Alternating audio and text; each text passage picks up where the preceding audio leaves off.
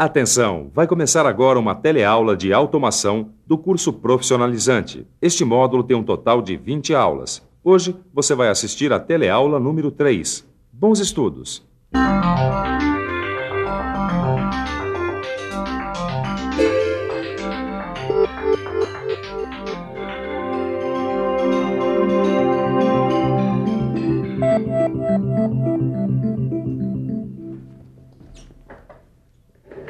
Você já deve ter reparado na importância da eletricidade. Sem eletricidade, você não poderia estar assistindo a essa teleaula, porque o dia inteiro a gente usa coisas movidas à eletricidade, desde o rádio-relógio que desperta a gente de manhã até os equipamentos usados no trabalho. Inclusive, é claro, quando a gente liga o computador. Afinal, sem eletricidade, não existiriam as máquinas comandadas pelo computador e muito menos os robôs. Por isso, na teleaula de hoje, você vai ver vários conceitos da eletricidade, que, claro, vão ajudar você a entender um pouco mais de automação.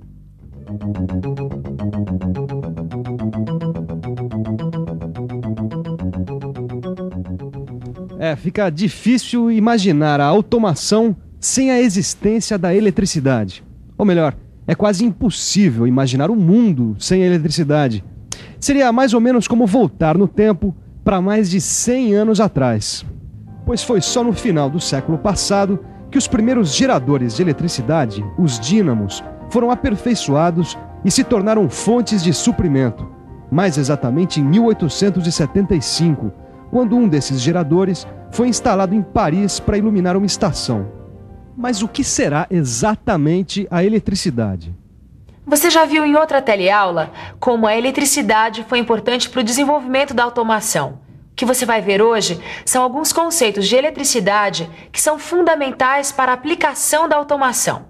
O que a gente quer dizer quando fala em eletricidade nada mais é do que uma manifestação de uma forma de energia associada a cargas elétricas que podem estar paradas ou em movimento. Quem possui essas cargas elétricas quando em movimento são os elétrons, partículas minúsculas que giram em volta do núcleo dos átomos que formam as substâncias. Já o nome eletricidade vem provavelmente da palavra grega eléktron, que quer dizer âmbar, uma resina amarela, semitransparente e quebradiça, que já era conhecida desde a Grécia Antiga por causa da sua propriedade de atrair partículas de pó ao ser esfregada em outro material.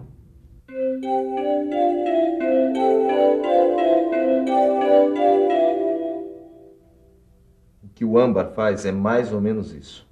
O que acontece é que alguns materiais, como o âmbar, quando são atritados a outros materiais, perdem cargas elétricas. Ou eles também podem ganhar cargas elétricas, dependendo do material atritado. Quando os materiais ganham cargas elétricas, dizemos que eles ficam carregados negativamente. E quando perdem elétrons, ficam carregados positivamente. Como esse pente, que depois que eu atritei na flanela, ele atraiu esses pedacinhos de papel, que é um material eletricamente neutro. Continuando o nosso mergulho na história da eletricidade. Em 1880, o cientista Alessandro Volta inventou a pilha elétrica, dando mais um passo bastante importante para o desenvolvimento da eletricidade, como a gente conhece hoje. Observando dois metais diferentes ligados nas pernas de uma rã morta, o cientista percebeu que as pernas da rã estavam se mexendo. Continuando suas observações, Volta concluiu que os elétrons que se movimentavam de um metal para o outro através da perna da rã eram impulsionados por uma diferença de cargas elétricas entre os metais. Essa diferença, que provoca o movimento ordenado dos elétrons de um metal para o outro, é chamada hoje de tensão elétrica, ou ainda de diferença de potencial elétrico. Torquato Achei, olha a definição do dicionário para tensão elétrica. Diferença de potencial elétrico entre dois pontos, capaz de gerar movimento ordenado dos elétrons entre um ponto e outro. O que o Mano quer dizer é que a pilha de volta, ou pilha voltaica, ou qualquer gerador de tensão elétrica, mantém entre os seus dois polos uma diferença de potencial.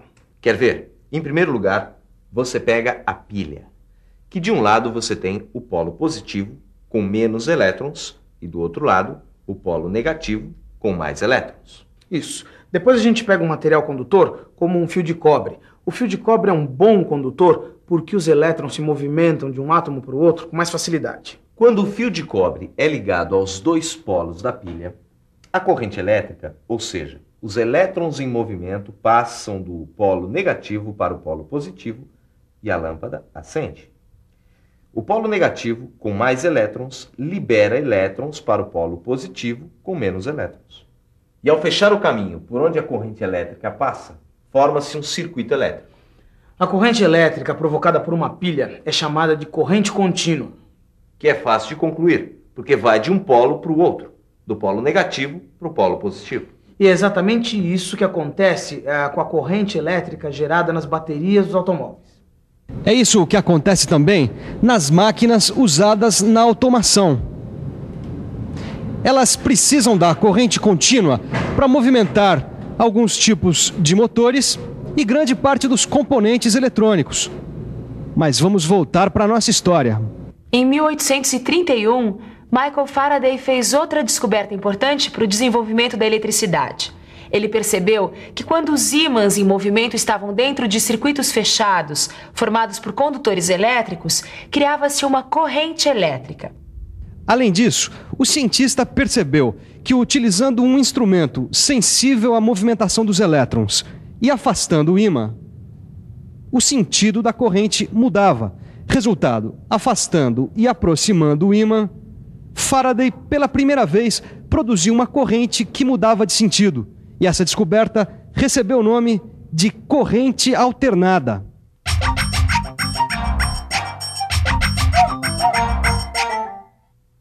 Em outras palavras, corrente alternada é um movimento ordenado de cargas elétricas, mas com um sentido que muda de um instante para o outro.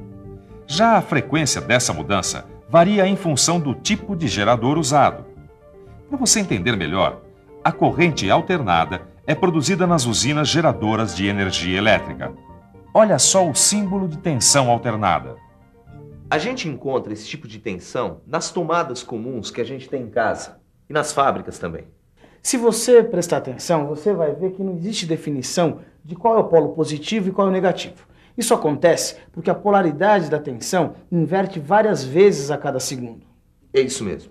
No Brasil, por exemplo, a polaridade da tensão alternada muda 60 vezes a cada segundo. Isso por causa da velocidade com que as turbinas das hidroelétricas giram. Essa é uma fonte de tensão contínua. É ela que fornece energia para o computador. Isso porque equipamentos como o computador, que precisam de corrente contínua, têm que ter um dispositivo para converter a tensão alternada recebida da rede elétrica em tensão contínua. Afinal, como é que o meu computador iria funcionar com corrente alternada? Pois é, mas antes da gente pensar em computadores e automação, a gente precisa saber mais sobre a eletricidade.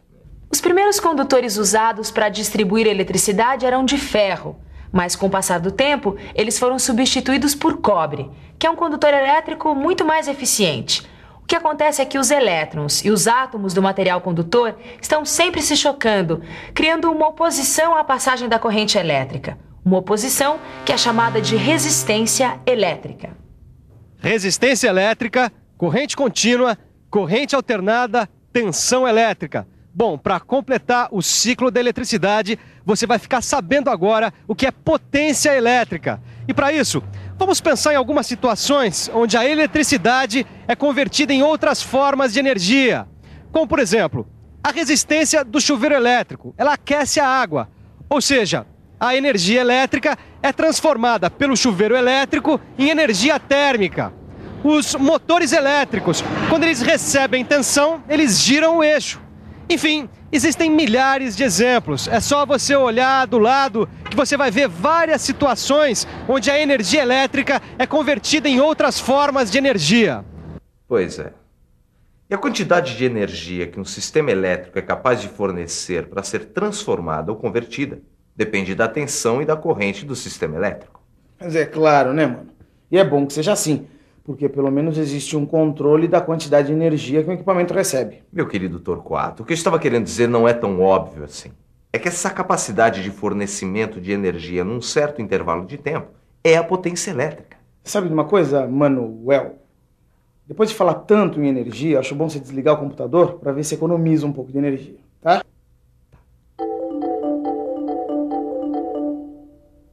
É isso mesmo. Embora seja tão utilizada nos dias de hoje, a gente tem mesmo que economizar energia elétrica.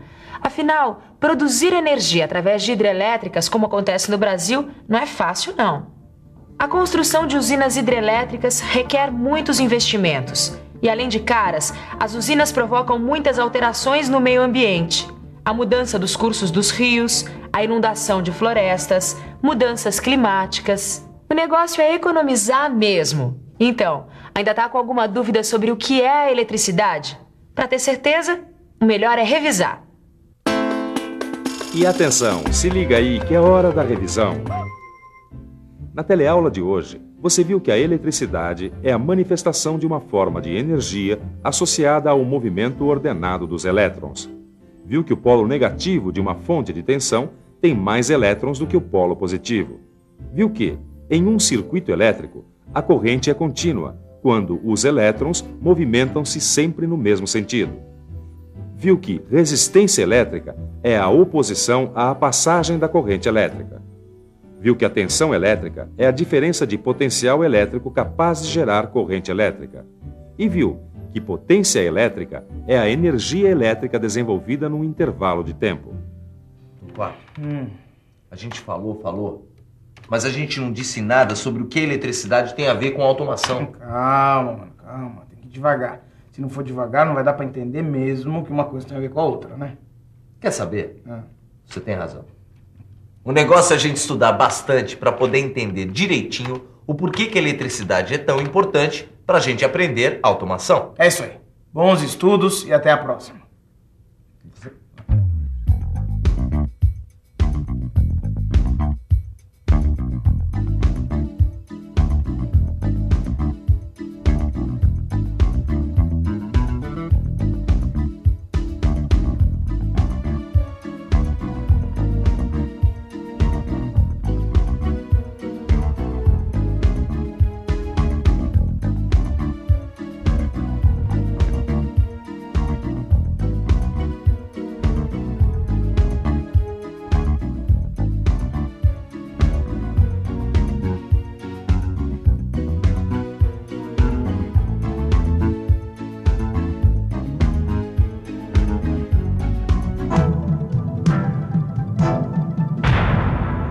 Telecurso 2000, um programa de educação do Sistema Fiesp e da Fundação Roberto Marinho.